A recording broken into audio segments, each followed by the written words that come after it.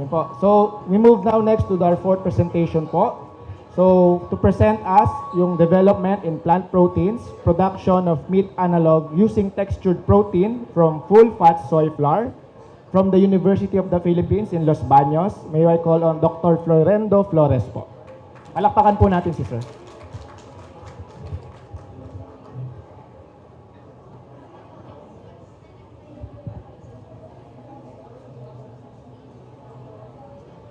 Magandang tanghali po sa ating lahat. Today, I'd like to share with you this presentation entitled Development in Plant Proteins, Production of Meat Analog Using Textured Protein from Full-Fat Soy Flour, and I am Florendo Flores from the Institute of Food Science and Technology, University of the Philippines, Los Baños. Kasama po dun sa logo namin, yung pong number na 45. Last year, we have celebrated the 45th year of the Institute of Food Science and Technology. What are meat analogs? Meat analogs are food products that are not produced from meat, but they possess the texture, the mouthfeel, and nutritional value similar to meat products. And you see on the pictures sa slide na ito, we can develop meat analogs to have fibrous texture. We can also develop meat analogs that can look like burgers and other meat products. These meat analogs are manufactured from such crops as soybeans, wheat, and pea. Although sometimes they may contain milk, egg, and fungal substrates like mycoproteins. Historically, meat analogs began more than 1,000 years ago sa China. Soy protein was used in China in the form of deep-fried or frozen tofu. Afterwards, in the early 1960s, Japan used soy protein as extender in fish pastes, dairy, and meat. The big push for the commercialization of soy protein occurred in 1964 when the USDA approved the use of 2% soy protein isolates in cooked sausage. In 1976, Japan used an average of 16,000 tons per year of soy proteins as extender for fish products to counteract the escalating price of fish. Another big push with regard to utilization of soy protein occurred in October 26, 1999. Anong nangyari nitong date na ito? The USDA approved a health claim for soy protein. The health claim is that daily, if you take 25 grams of soy protein a day, that kind of diet may help lower cholesterol and reduce risk of coronary heart disease. This statement is currently re-evaluated. The news was from last year. Nire-re-evaluate ito ng USDA based on available literature that is currently published. In 2000, with regards to the school lunch program of the United States, the USDA allowed the use of soy protein hydrated so that a minimum of 18% protein content is achieved.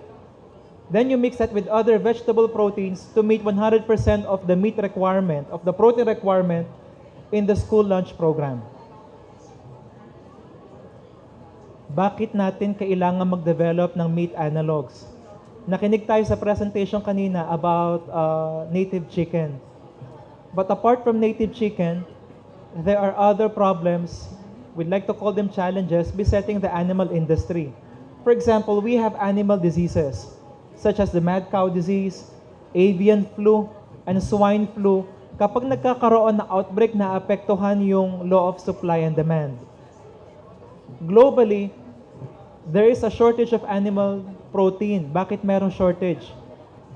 If we take a look at it, to produce 1 kilogram of meat, you need about anywhere between 3 to 10 kilograms of plant proteins. That means, kapag magkaroon naman ng peste, kapag magkaroon ng diseases, plant diseases, naapektuhan yung plant source, maapektuhan din syempre yung animal source. Kasi 3 to 10 kilograms of plant protein para makapag-produce ng 1 kilogram of meat. Then there is a strong demand for wholesome and religious food. When we say wholesome, ang gusto ng mga tao ngayon na pagkain, yung hindi sila magkakasakit, hindi magkakaroon ng cardiovascular disease, yung cholesterol free. Now, with respect to religious regulation, There are some religions where they cannot eat pork. Maraming mga dish kailangan ng pork. That means we need to develop food products that have the same taste, the same texture, but will otherwise be classified as halal. And if we consider the economic reasons, the last time I checked, 1 kilogram of meat analog of textured soy protein costs anywhere between 70 to 80 pesos per kilogram. Dried po yun. Kapag i-hydrate nyo pa yon, mas marami na siya. Magkano ang kilo ng manok, magkano ang kilo ng karne, mas mahal sila ngayon.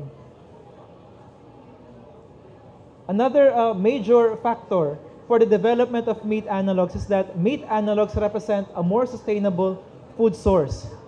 Bakit natin kino-compare ang meat analog sa poultry? Kasi yung growing time, hindi sila masyado nagpapanglayo. 45 to 60 days sa soybean, pwede ring 45 days sa poultry. The water requirement to grow poultry, to raise poultry, is 4,100 cubic meters per ton. Compare that with soybeans, you only need 2,752 cubic meters per ton.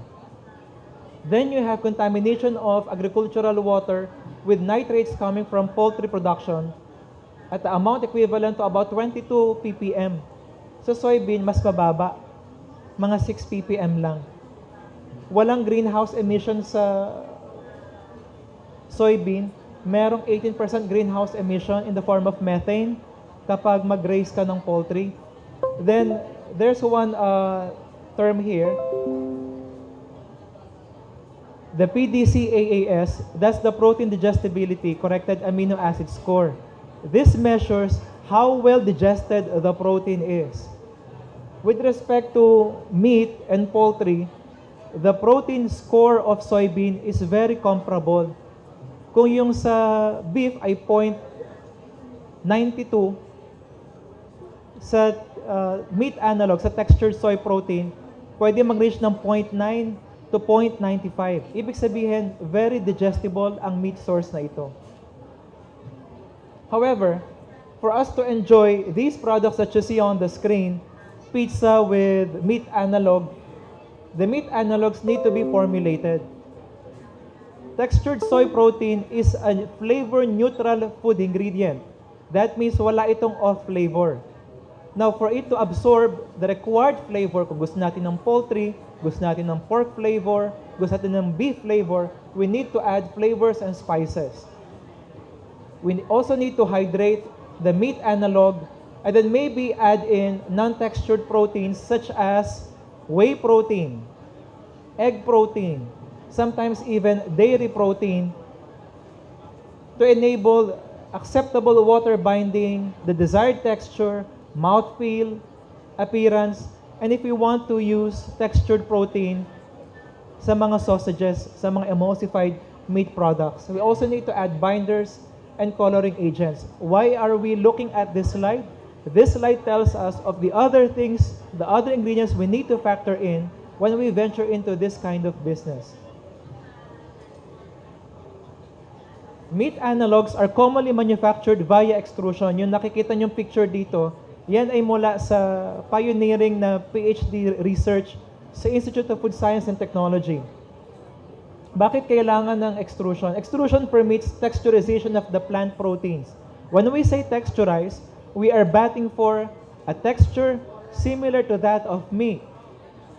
If we are looking at, say, beef patties, the texture that we're looking at is a chunky texture.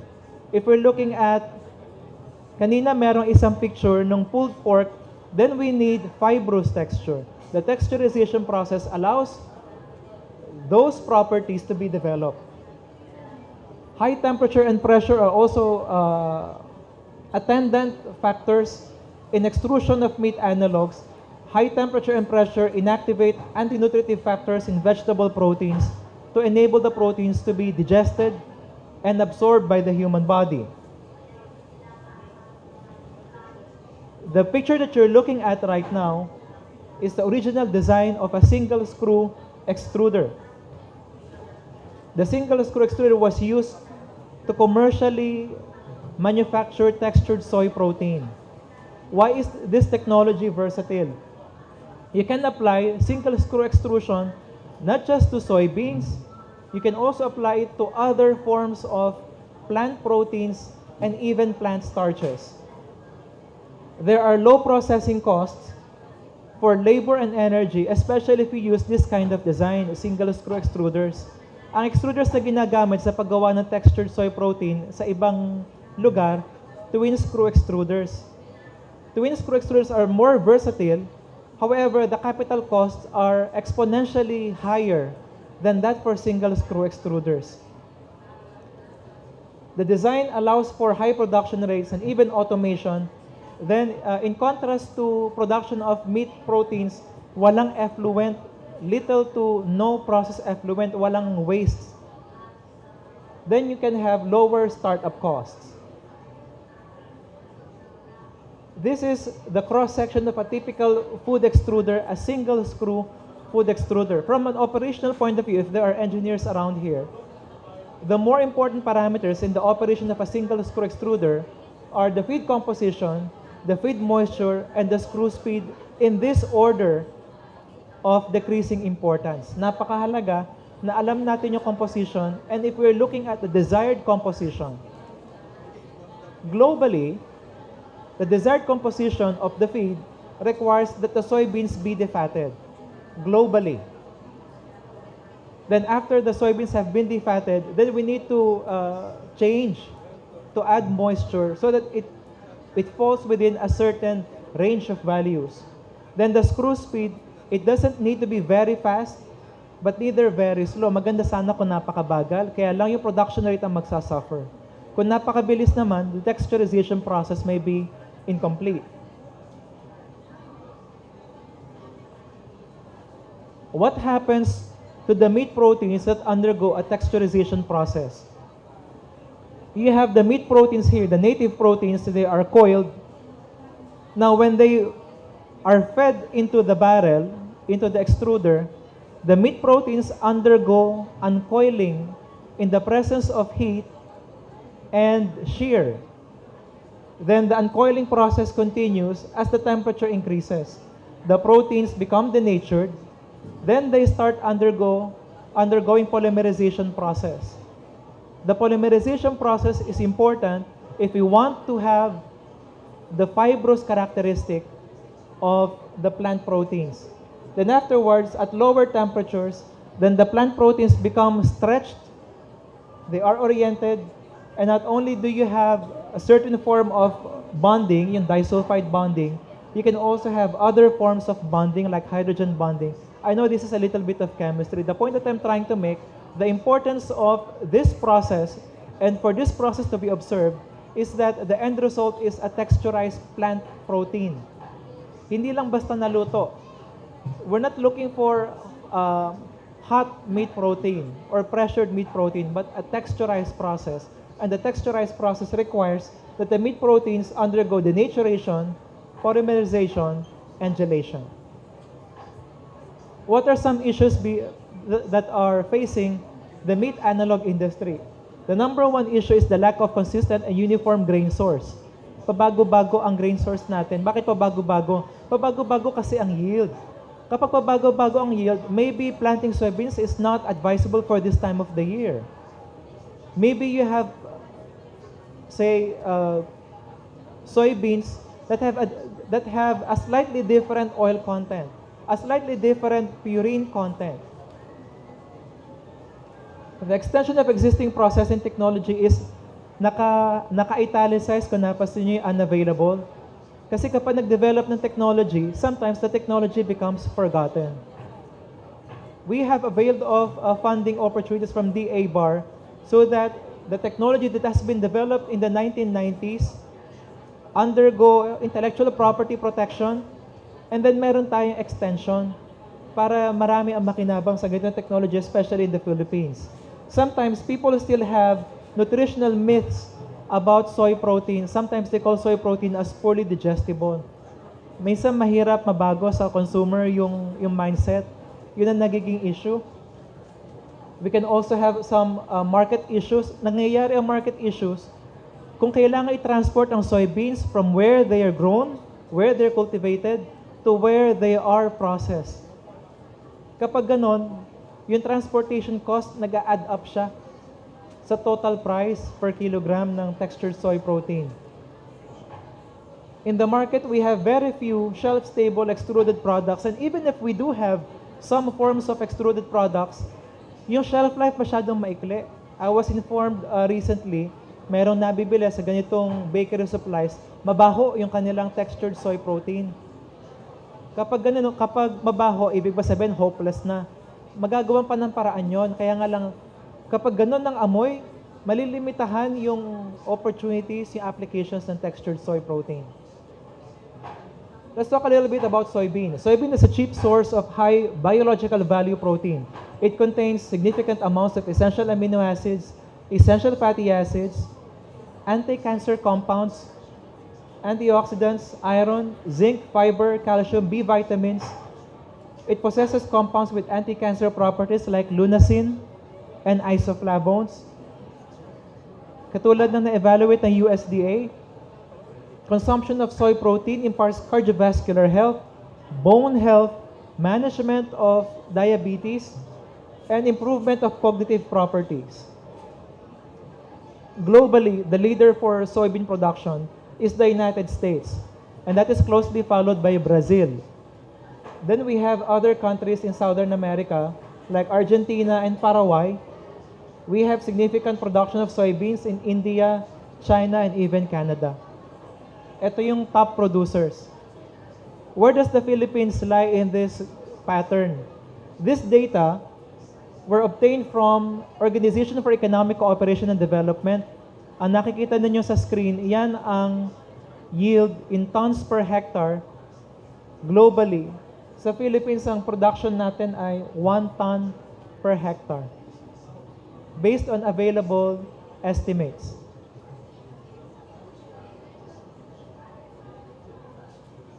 Yung mababa na yield, 1 ton per hectare, is further compounded by the fact that in Southeast Asia, hindi mataas ang consumption natin ng soybeans. Per capita, 0.4 kilograms ng soybeans. Compared to sa Singapore, almost 9 kilograms. Indonesia, almost 9 kilograms. Malaysia, Thailand, mas mataas pa rin. The market for soybeans in the Philippines is small compared to other countries in Southeast Asia, but we are the biggest market outside North America for US soybean kasi ginagamit na ito as feed. This slide shows the composition of soybeans. Why are we looking at this slide? Gusto natin makita na ang soybean is a complete food source. It has substantial protein, substantial carbohydrate, and even substantial amount of fat. Therefore, soybeans represent a very viable ingredient for production, especially of meat analogs. A survey was conducted in the United States from 2003 to 2004, and consumers were asked about the soy products that they use on a regular basis. Makikita natin sa left-hand side ng screen, ang number 1 at number 2 ay soy milk and tofu. Ang nasa baba na listahan ay soy protein bars and even soy nuts. Unless you live close to a soybean producing region, you probably have not eaten soy nuts. The soy products that the US consumers have tried at least once during the year, ang gusto kong i-highlight yung number 4 and number 5, soy nuts and soy protein bars. Ibig sabihin, for the most part, ang alam natin kapag soy product, soy milk, tofu. That's why we are talking about this kind of technology, because this will further expand the utilization of soybeans. Now we will talk about the development or the step-by-step process for the texturized full-fat soy protein. Ang gusto kong i-highlight dito, yung word na full-fat. As I've mentioned earlier, globally, textured soy protein is made from either soy protein concentrate or defatted soybean meal. But the Institute of Science and Technology in the University of the Philippines, Los Baños, was able to develop a technology that will eliminate, that will cut down on the defatting process. Paano kung sabihin ninyo, ayaw ko na mataas ang fat? We respect your choice. The problem though with that is that to remove the fat, the defatting process is more than just milling. A defatting process is a chemical process. We extract the fat using solvents. Meron namang food grade na solvent, meron food grade na ethanol, may food grade na hexane. But this begs the question, gaano karaming solvent ang nai-intake ko kapag defatted soybean meal ang gagamitin ko? Whereas this technology developed by IFST, UPLB, there's no need for defatting. Kaya mas maikli yung production time. After the soybeans have been cleaned and the stones have been removed, the next step is drying the soybeans prior to dehulling the soybeans para matanggal yung hull. Then the soybeans are also in the process being split. So that we see here on this slide, sa left-hand side, the split soybeans, and then the soybeans are ground into a flour, a full-fat flour. Then we have the extrusion process. Hingi siguro ako ng assistance para ma-play yung video. Pwede po bang i-play natin yung video?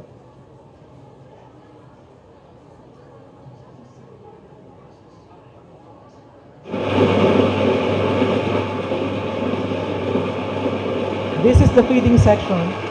Then we have the rest of the barrel. Meron tayong mga band heater.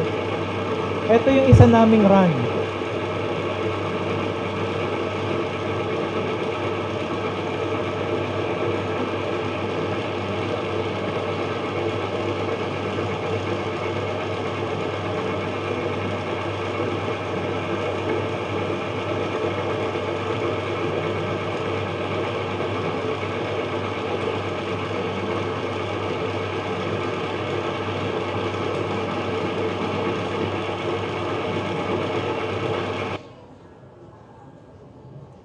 How do we know that the product is not just cooked but texturized? Makikita nyo, nagkakaroon siya ng fiber. Katulad na nakikita nyo sa screen. Meron talagang mahahabang mga fibers. Meron din naman, hindi masyadong fibrous, katulad na nakikita nyo sa right-hand part ng screen. So ano ang gusto nating texture? Depende yan doon sa needs ng consumer. Kung gagamitin nyo itong meat analog sa burger patties, sa mga meatballs, baka hindi nyo kailangan na very fibrous sa texture. Pero kung gusto natin ma-develop na product, ay yung similar sa pulled pork, which is a very good product, and I like pulled pork burgers, baka ang kailangan natin ma-develop itong ganito na puro fibrous and texture. The advantages of textured soy protein is that, number one, it's cheaper than meat. It is low in saturated fat, unlike meat products. It can be used in a wide variety of dishes kasi flavor neutral ang soy protein. Kaya merong term sa Tagalog, yung maanggo, walang ganong quality, walang ganong flavor attribute na may a-associate sa soybean. It is a good source of fiber and there's no shrinkage during cooking. The disadvantages though, as I've mentioned earlier, soybean is a flavor neutral food ingredient, so it is bland. Hindi ganun ka-well-developed yung kanyang fiber structure, especially this kind of textured soy protein that we're currently producing, and it needs flavoring. This picture that you're seeing right now, ginawa namin ito at meron kaming product mamaya.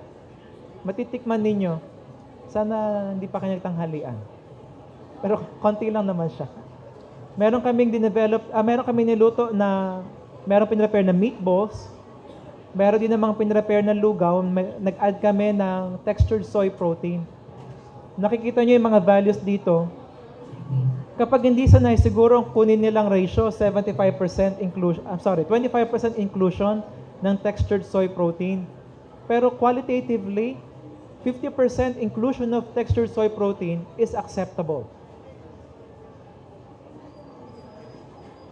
This slide shows the USDA requirements if they're going to import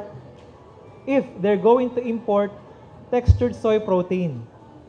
Sa Philippines, sa gusto nating mangyari, makapag-develop tayo ng ganitong technology, ma-deploy ang ganitong technology throughout the Philippines, hindi para mag-export sa US, Kaya lang, kailangan natin ng ganitong information so that we can look at standards of regulation, standards of composition with respect to moisture, fat, crude fiber ash, protein digestibility, yung microbiological parameters for food safety, yung standard plate count, salmonella, presence of E. coli, and even granule size. So we can consider this such that mag-gauge natin, matingnan natin kung ang production sa different region kapag na-deploy na yung single screw extruder ay magiging homogeneous. What's the current outlook? There's a current project funded in the Wageningen University and Research. Kanina, ang problema sa soybean, yung fiber structure, hindi katulad nung sa steak. Kapag magawa na, nakatulad ng sa steak, then this represents the so-called holy grail of plant protein processing. Yung nakikita nyo picture, yan yung slab of plant-based protein. Ang tawag nga nila, plant meat matters. Meron kasing Black Lives Matter to. Plant meat matters. At yung project, in a nutshell, in one word, is called like meat. The project started last year and will be concluded in 2021. Several pieces of information or avenues for research are included on this slide. For example, the maturing of the technology. That means if the technology is no longer a startup technology, if it can be commercialized. Number two, if the product can be flavored to match the consumer acceptance of the meat analog, then some relationships need to be understood. Extraction ng oil, mild fractionation and structuring of pulses. Pulses is a group of crops other than soybeans. The mechanical properties of the developed meat analog. Paano kapag ang gusto natin ay pet food kasi iba ang fiber requirements kapag pet food. Sustainability analysis and how to communicate this research.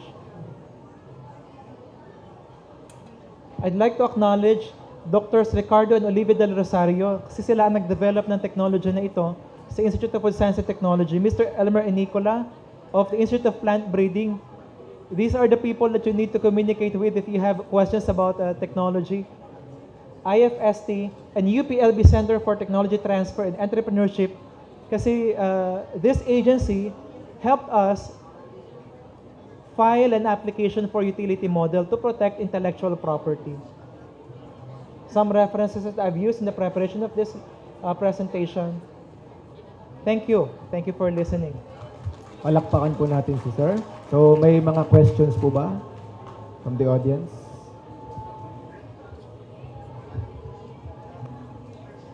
O gusto nung titikman na pagkain? Hindi, yung susunod. Magandang hapon, sir. Po si Ramon Wanel from Surigao City. Kalaga, medyo lahat winter din kalaga. Isa ako sa student farmer sa Surigao. Gusto ko sana magtanong, sir, kung saan tayo makakwire ng yung intrusion equipment yung ginagamit sa intrusion equipment ba sa yung paggamit ng para sa burger? Opo. Saan tayo maka-acquire yun?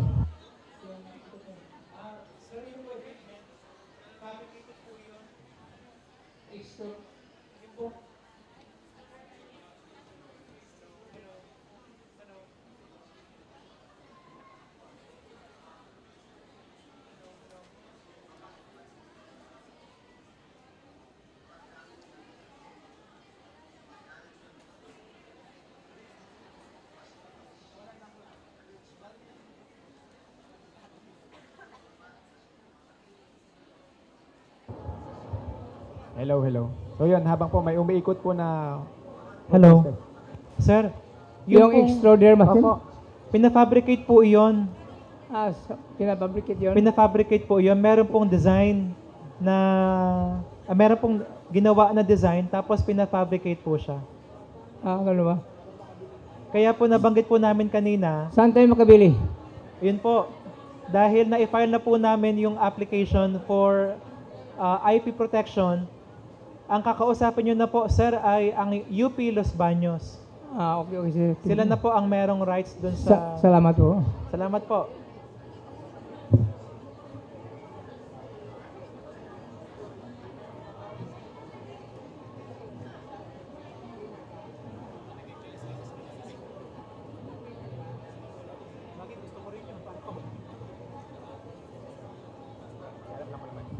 So yun po, palakpakan po ulit natin si Sir, no, for his seminar topic po. So tawagin ko po si